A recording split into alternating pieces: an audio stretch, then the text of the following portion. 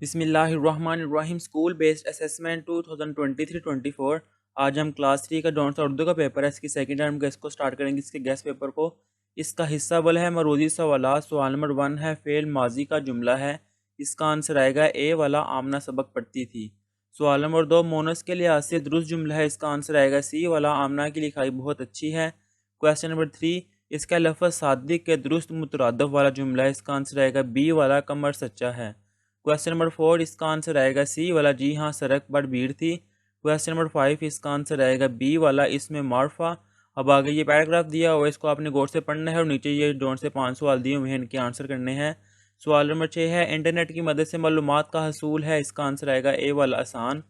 सवाल नंबर 7 इसका आंसर आएगा सी वाला, ईमेल करना। सवाल नंबर 8 इसका आंसर आएगा ए वाला, मोबाइल फ़ोन। सवाल नंबर 9 इसका आंसर आएगा सी वाला, कैमरा। और सवाल नंबर 10 का आंसर आएगा बी वाला, मोबाइल फ़ोन की कहानी। अब इससे नेक्स्ट है इसका हिस्सा दो इंशाइया सवाल वो स्टार्ट करते हैं, जिसका सवाल नंबर 11 जौन सा है अपने हेड मास्टर या हेड मिस्टर्स प्रिंसिपल के नाम अचानक तबीयत ख़राब होने की वजह से नसफ योम की रुखसत की दरख्वास्त लिखे, यानी कि आधे दिन की छुट्टी की दरख्वास्त लिखनी है।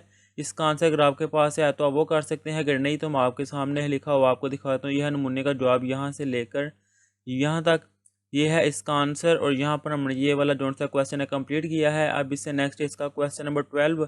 पैराग्राफ को दुरुस्त तलफ़ुज़ और रवानी से पढ़ें। कि आपको एक पेज दिया जाएगा, उसके ऊपर कुछ लिखा होगा तो आपने वो दुरुस्त तलफ़ुज़ रवानगी से पढ़ना है।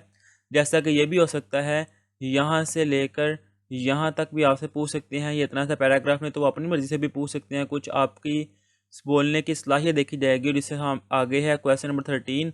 नसर पारा को गौर से सुने और पूछे जाने वाले सवालात के जवाबात ज़ुबानी बताएं।